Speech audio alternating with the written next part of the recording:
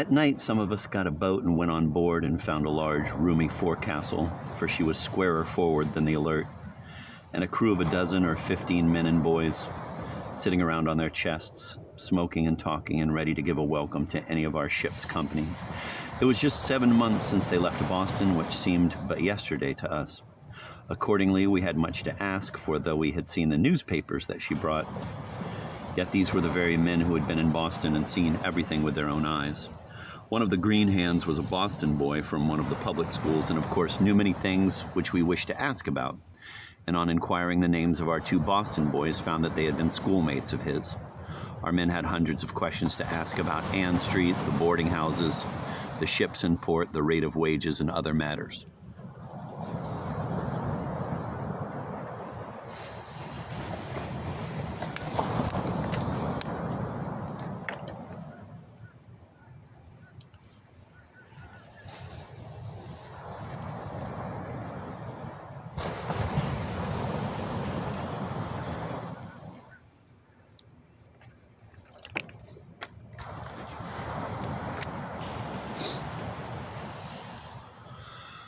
Among her crew were 2 English man-of-war's men, so that, of course, we soon had music. They sang in the true sailor style, and the rest of the crew, which was a remarkably musical one, joined in the choruses.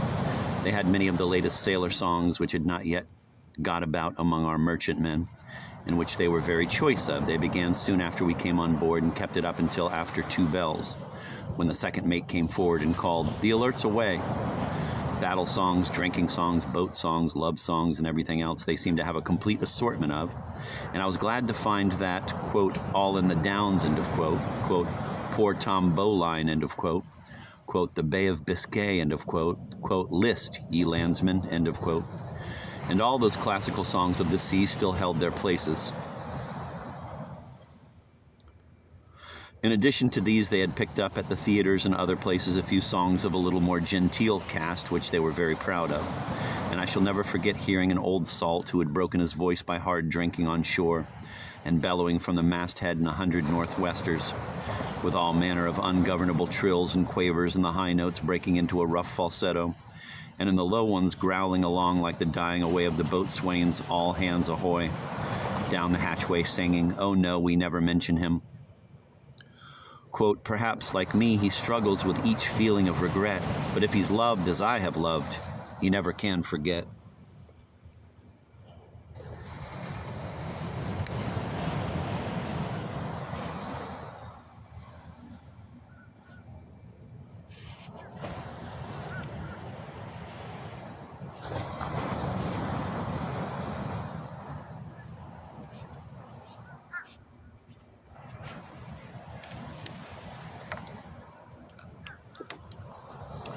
The last line being the conclusion, he roared out at the top of his voice, breaking each word up into 6 syllables. This was very popular, and Jack was called upon every night to give them his sentimental song. No one called for it more loudly than I, for the complete absurdity of the execution and the sailor's perfect satisfaction in it were ludicrous beyond measure.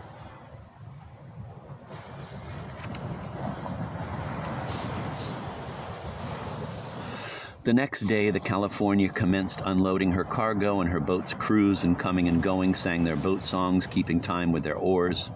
This they did all day long for several days, until their hides were all discharged, when a gang of them were sent on board the Alert to help us steve our hides. This was a windfall for us, for they had a set of new songs for the captain in fall, and ours had got nearly worn out by 6 weeks' constant use. I have no doubt that this timely reinforcement of songs hastened our work several days. Our cargo was now nearly all taken in, and my old friend, the Pilgrim, having completed her discharge, unmoored to set sail the next morning on another long trip to windward. I was just thinking of her hard lot and congratulating myself upon my escape from her, when I received a summons into the cabin. I went aft and there found, seated round the cabin table, my own captain, Captain Falcone of the Pilgrim, and Mr. R., the agent.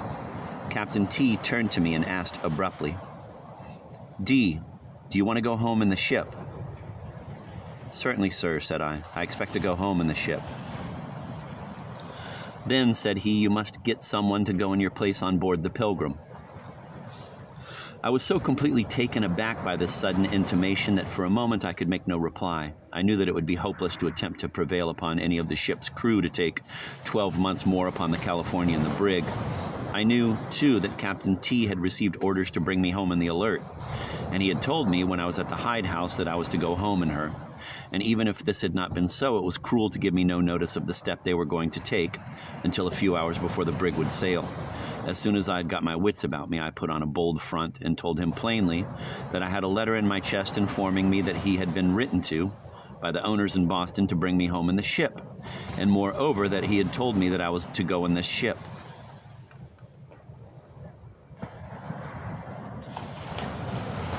To have this told him and to be opposed in such a manner was more than my Lord Paramount had been used to.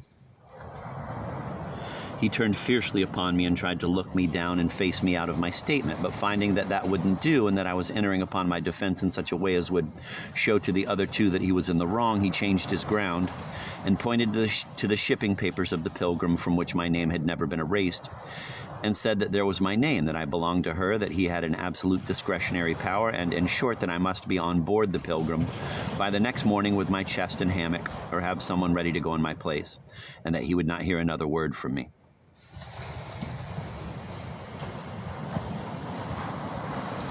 No court or star chamber could proceed more summarily with a poor devil than this trio was about to do with me, condemning me to a punishment worse than a Botany Bay exile, and to a fate which would alter the whole current of my future life. For 2 years more in California would have made me a sailor for the rest of my days. I felt all this, and saw the necessity of being determined. I repeated what I had said, and insisted upon my right to return in the ship. I raised my arm and tauled my crack before them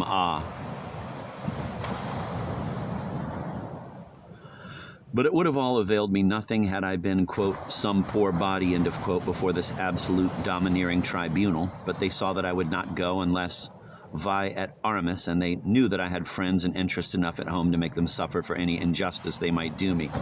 It was probably this that turned the matter. For the captain changed his tone entirely and asked me if, in case anyone went in my place, I would give him the same sum that S. gave Harris to exchange with him. I told him that if anyone was sent on board the brig, I should pity him and be willing to help him to that, or almost any amount, but would not speak of it as an exchange.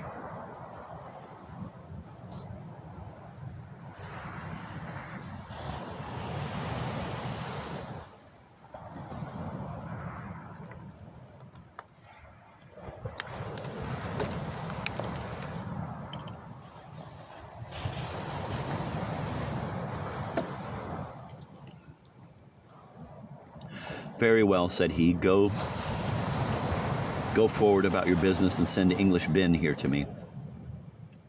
I went forward with a light heart, but feeling as angry and as much contempt as I could well contain between my teeth. English Ben was sent aft, and in a few moments came forward looking as though he had received his sentence to be hung.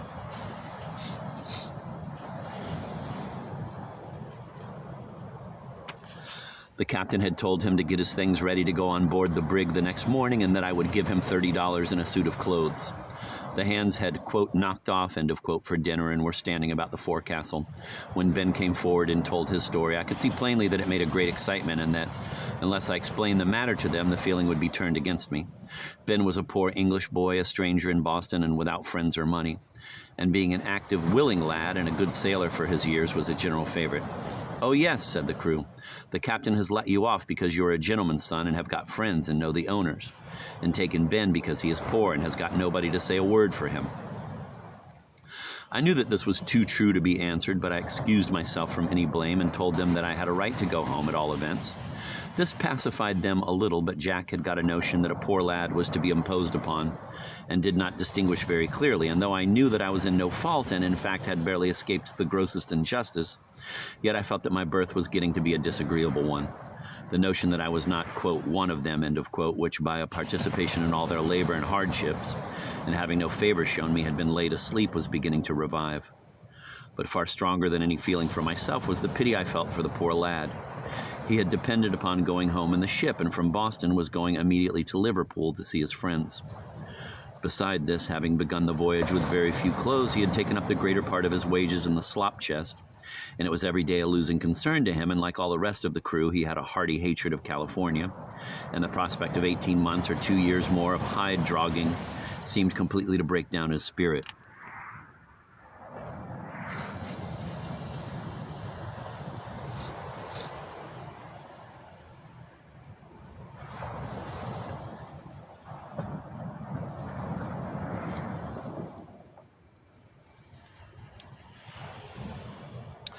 I had determined not to go myself, happen what would, and I knew that the captain would not dare to attempt to force me. I knew, too, that the two captains had agreed together to get someone, and that unless I could prevail upon somebody to go voluntarily, there would be no help for Ben. From this consideration, though I had said that I would have nothing to do with an exchange, I did my best to get someone to go voluntarily. I offered to give an order upon the owners in Boston for 6 months' wages and also all the clothes, books, and other matters which I should not want upon the voyage home.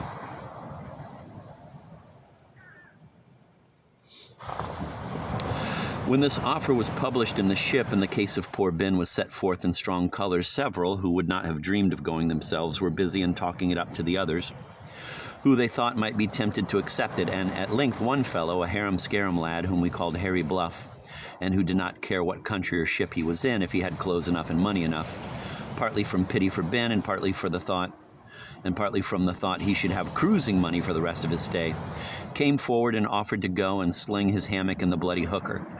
Lest his purpose should cool, I signed an order for the sum upon the owners in Boston, gave him all the clothes I could spare, and sent him aft to the captain to let him know what had been done. The skipper accepted the exchange and was doubtless glad to have it pass off so easily. At the same time, he cashed the order which was endorsed to him.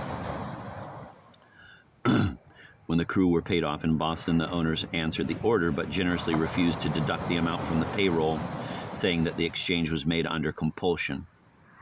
They allowed S his exchange money.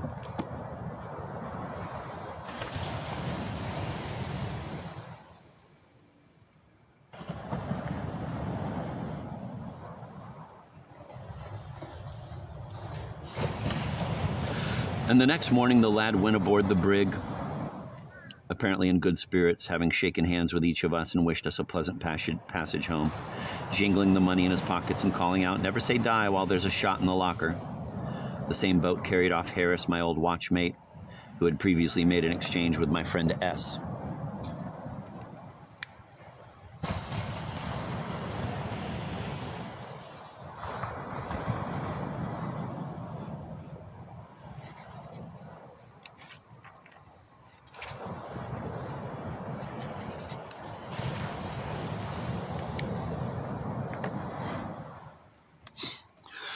I was sorry to part with Harris, nearly 200 hours as we had calculated it.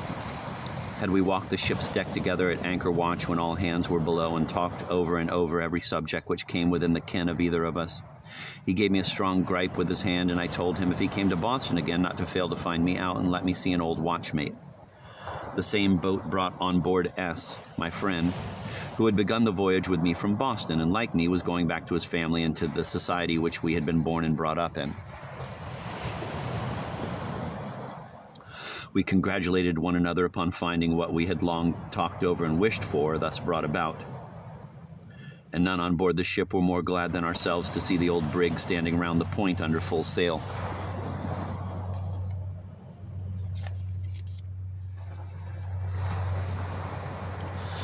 As she passed abreast of us, we all collected in the waist and gave her 3 loud, hearty cheers, waving our hats in the air. Her crew sprang into the rigging and chains, answered us with 3 as loud, to which we, after the nautical custom, gave 1 in return. I took my last look of their familiar faces as they got over the rail, and saw the old black cook put his head out of the galley and wave his cap over his head. The crew flew aloft to loose the top-gallant sails and royals. The 2 captains waved their hands to one another, and in 10 minutes we saw the last inch of her white canvas as she rounded the point.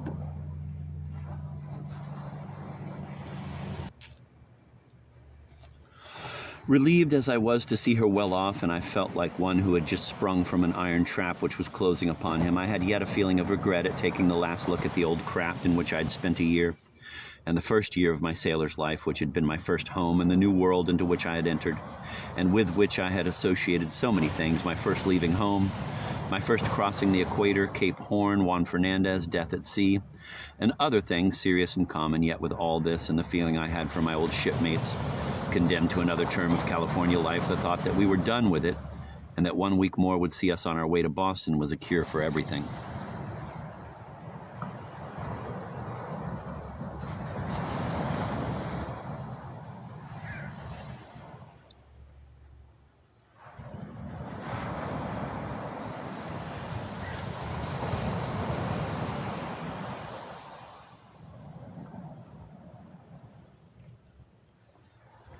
Friday, May 6th, completed the taking of our cargo and was a memorable day in our calendar, the time when we were to take in our last hide. We had looked forward to for 16 months as the first bright spot, when the last hide was stowed away and the hatches caulked down, the tarpaulins battened onto them, the longboat hoisted in and secured, and the deck swept down for the night. The chief mate sprang upon the top of the longboat, called all hands into the waist, and giving us a signal by swinging his cap over his head, we gave 3 long, loud cheers which came from the bottom of our hearts and made the hills and valleys ring again.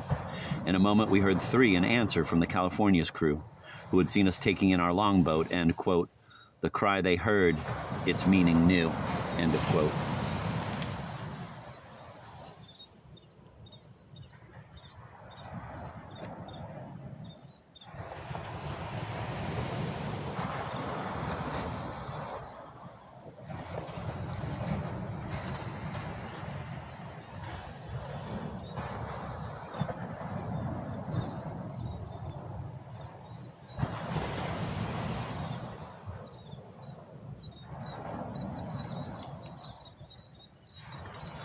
The last week we had been occupied in taking in a supply of wood and water for the passage home and bringing on board the spare spars, sails, etc. I was sent off with a party of Indians to fill the water casks at a spring about 3 miles from the shipping and near the town, and was absent 3 days, living at the town and spending the daytime in filling the casks and transporting them on ox carts to the landing place, whence they were taken on board by the crew with boats.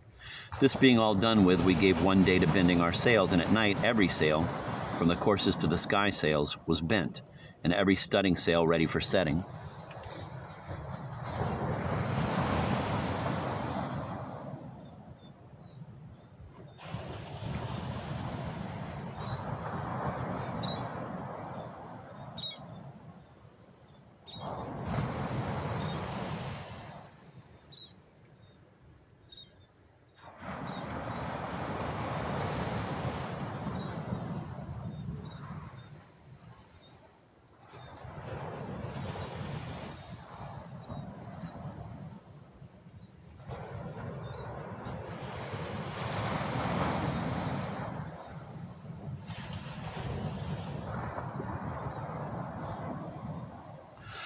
Before our sailing, an unsuccessful attempt was made by one of the crew of the California to effect an exchange with one of our number. It was a lad between 15 and 16 years of age who went by the name of the Reefer, having been a midshipman in an East India Company ship.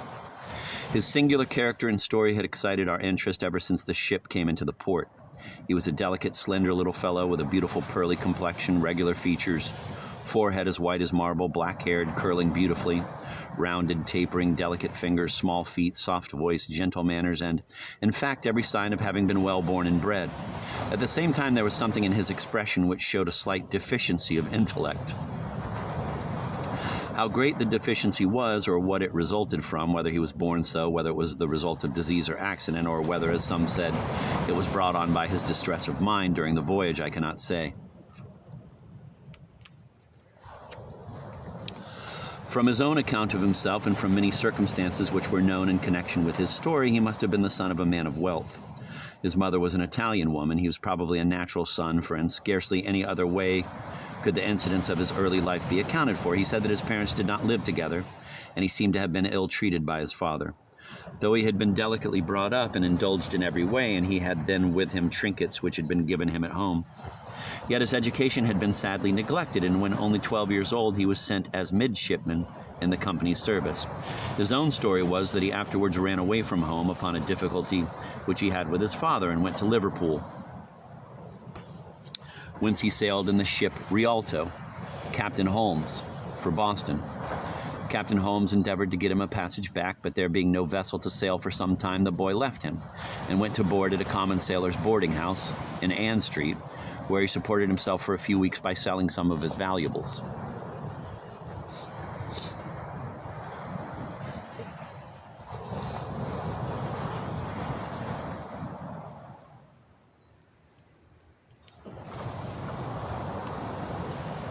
At length, according to his own account, being desirous of returning home, he went to a shipping office where the shipping articles of the California were open.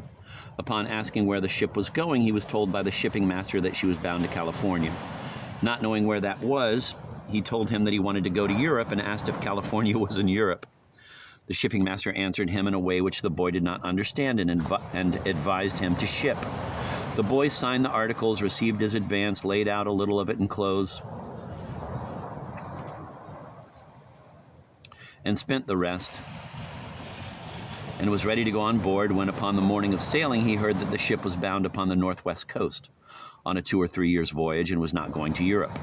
Frightened at this prospect, he slipped away when the crew was going aboard, wandered up into another part of town, and spent all the forenoon in straying about the common and the neighboring streets. Having no money and all his clothes and other things being in the chest on board and being a stranger, he became tired and hungry and ventured down toward the shipping to see if the vessel had sailed. He was just turning the corner of a street when the shipping master, who had been in search of him, popped upon him, seized him, and carried him on board. He cried and struggled and said he did not wish to go on the ship, but the topsails were at the masthead, the fasts just ready to be cast off, and everything in the hurry and confusion of departure, so that he was hardly noticed. And the few who did inquire about the matter were told that it was merely a boy who had spent his advance and tried to run away. Had the owners of the vessel known anything of the matter, they would have interfered at once, but they either knew nothing of it, or heard, like the rest, that it was only an unruly boy who was sick of his bargain. As soon as the boy found himself actually at sea and upon a voyage of 2 or 3 years in length, his spirits failed him. He refused to work and became so miserable that Captain Arthur took him into the cabin, where he assisted the steward and occasionally pulled and hauled about decks. He was in this capacity when we saw him, and though it was much better for him than the life in the forecastle and the hard work, watching, and exposure which his delicate frame could not have borne, yet to be joined with a black fellow and waiting upon a man whom he probably looked upon as but little, in point of education and manners, above one of his father's servants, was almost too much for his spirit to bear.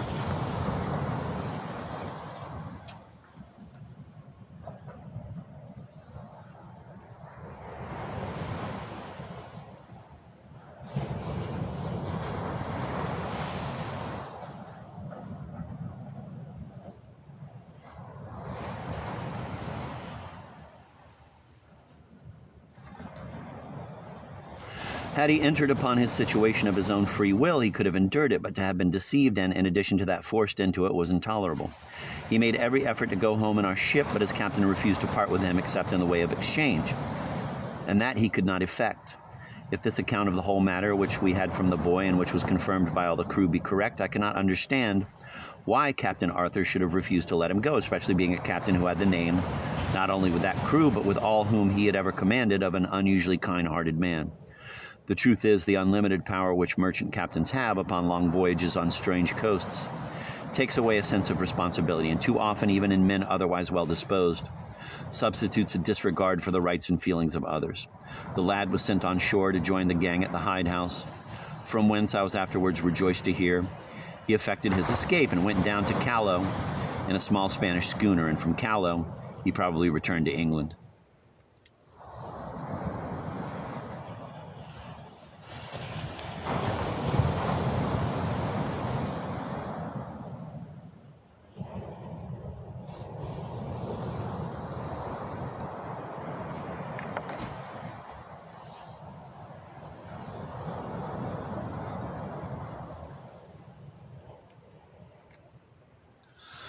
Soon after the arrival of the California, I spoke to Captain Arthur about Hope, and as he had known him on the voyage before and was very fond of him, he immediately went to see him, gave him proper medicines, and under such care, he began rapidly to recover. The Saturday night before our sailing, I spent an hour in the oven and took leave of my Kanaka friends.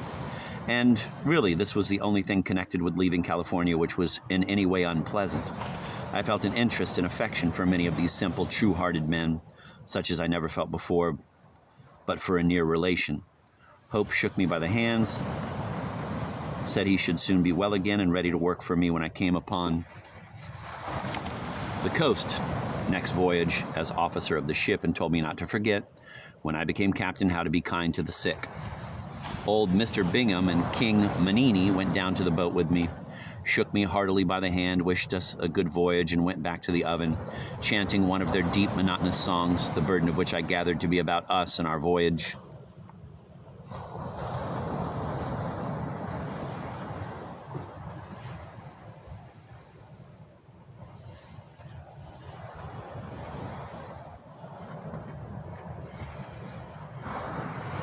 Sunday, May 8th. This promised to be our last day in California. Our 40,000 hides, 30,000 horns, besides several barrels of otter and beaver skins were all stowed below, and the hatches caulked down. All our spare spars were taken on board and lashed. Our water casks secured, and our livestock, consisting of 4 bullocks, a dozen sheep, a dozen or more pigs, and 3 or 4 dozen of poultry, were all stowed away in their different quarters, the bullocks in the longboat, the sheep in a pen on the forehatch, and the pigs in a sty under the bows of the longboat, and the poultry in their proper coop. And the jolly boat was full of hay for the sheep and bullocks. Our unusually large cargo, together with the stores for a 5 months' voyage, brought the ship channels down into the water. In addition to this, she had been steeved so thoroughly and was so bound by the compression of her cargo, forced into her by so powerful machinery, that she was like a man in a straitjacket, and would be but a dull sailor until she had worked herself loose.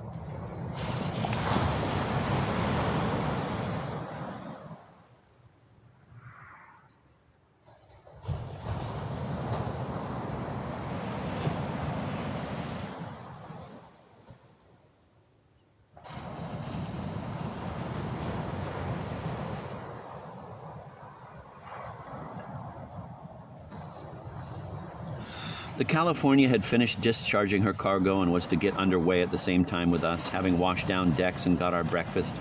The 2 vessels lay side by side in complete readiness for sea, our ensigns hanging from the peaks and our tall spars reflected from the glassy surface of the river, which since sunrise had been unbroken by a ripple.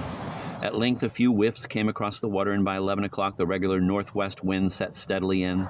There was no need of calling all hands, for we had all been hanging about the forecastle the whole forenoon and were ready for a start upon the first sign of a breeze. All eyes were aft upon the captain, who was walking the deck with every now and then a look to windward. He made a sign to the mate, who came forward, took his station deliberately between the night heads, cast a glance aloft, and called out, "All hands lay aloft and loose the sails."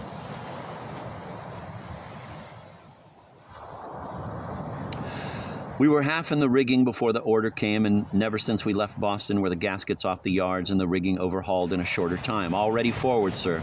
"All ready the main." "Cross-jack yards all ready, sir." "Lay down, all hands but one on each yard." The yard, arm, and bunt gaskets were cast off, and each sail hung by the jigger, with one man standing by the tie to let it go. At the same moment that we sprang aloft, a dozen hands sprang into the rigging of the California, and in an instant were all over her yards, and her sails, too, were ready to be dropped at the word. In the meantime, our bow gun had been loaded and run out, and its discharge was to be the signal for dropping sails.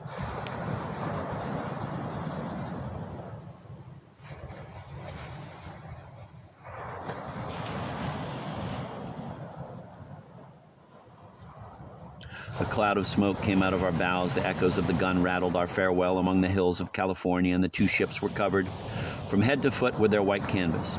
For a few minutes all was uproar and apparent confusion, men flying about like monkeys in the rigging, ropes and blocks flying, orders given and answered, and the confused noises of men singing out at the ropes. The topsails came to the mastheads with cheerily men, and in a few minutes every sail was set. For the wind was light, the head sails were backed, the windlass came round, slip-slap to the cry of the sailors. "Hove short, sir," said the mate. "Up with him." "Aye, aye, sir." A few hearty and long heaves, and the anchor showed its head. "Hook cat." The fall was stretched along the decks. All hands laid hold. "Hurrah for the last time," said the mate. And the anchor came to the cat head to the tune of "Time for Us to Go" with a loud chorus. Everything was done quick, as though it was for the last time. The head yards were filled away, and our ship began to move through the water on her homeward-bound course.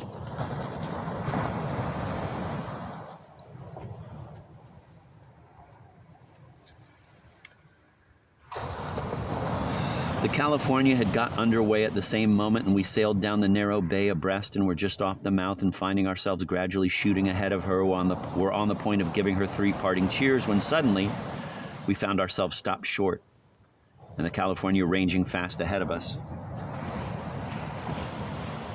A bar stretches across the mouth of the harbor with water enough to float common vessels, but being low in the water and having kept well to leeward as we were bound to the southward, we had stuck fast while the California, being light, had floated over.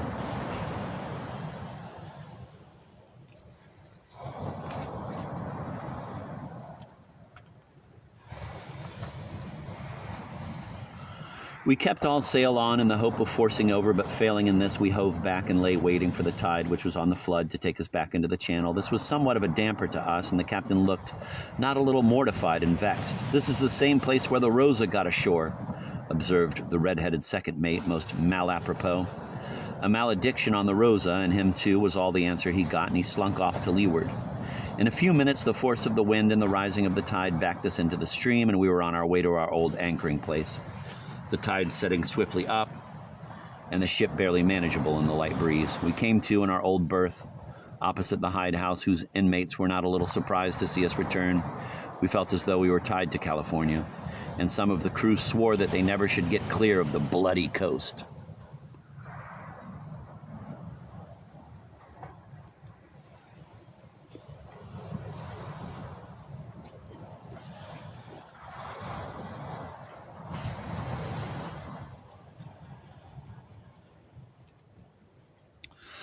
In about half an hour, which was near high water, the order was given to man the windlass, and again the anchor was catted, but not a word was said about the last time the California had come back on finding that we had returned, and was hove to, waiting for us off the point.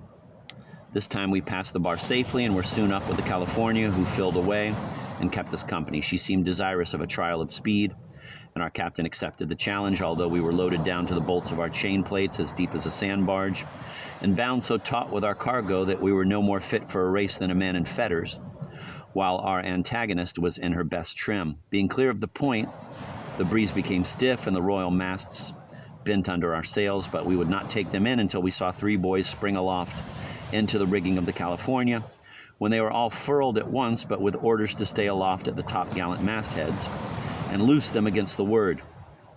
And loose them again at the word.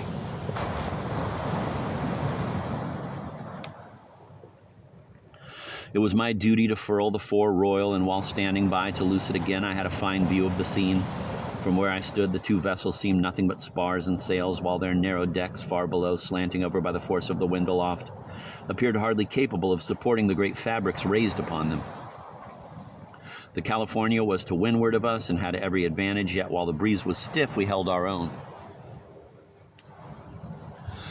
As soon as it began to slacken, she ranged a little ahead, and the order was given to loose the royals. In an instant, the gaskets were off and the bunt dropped. "Sheet home the fore royal. Weather sheets home. Hoist away, sir," is bawled from the aloft. "Overhaul your clew line," shouts the mate. "Aye, aye, sir, all clear. Taut leech, belay. Well, the lee brace, haul taut to windward, and the royals are set." These brought us up again, but the wind continuing light, the California set hers, and it was soon evident that she was walking away from us. Our captain then hailed and said he should keep off to his course, adding, "She isn't the Alert now. If I had her in your trim, she would have been out of sight by this time." This was good-naturedly answered from the California, and she braced sharp up and stood close upon the wind upon the coast.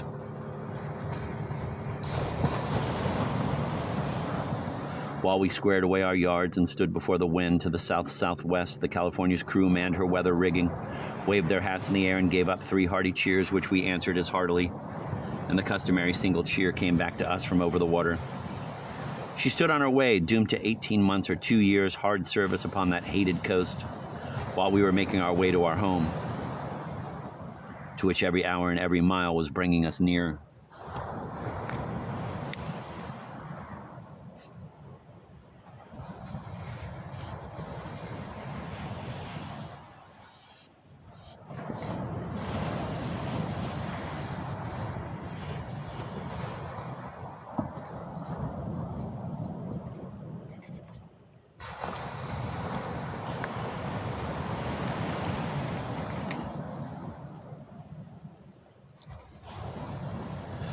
As soon as we parted company with the California, all hands were sent aloft to set the studding sails. Booms were rigged out, tacks and halyards rove. Sail after sail packed upon her until every available inch of canvas was spread, that we might not lose a breath of the fair wind.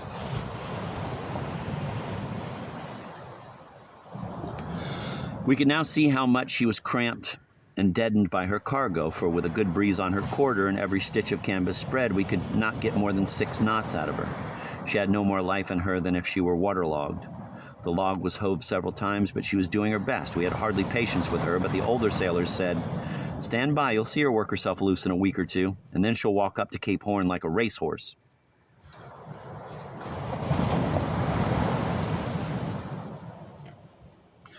When all sail had been set and the decks cleared up, the California was a speck in the horizon, and the coast lay like a low cloud along the northeast. At sunset, they were both out of sight, and we were once more upon the ocean, where sky and water meet.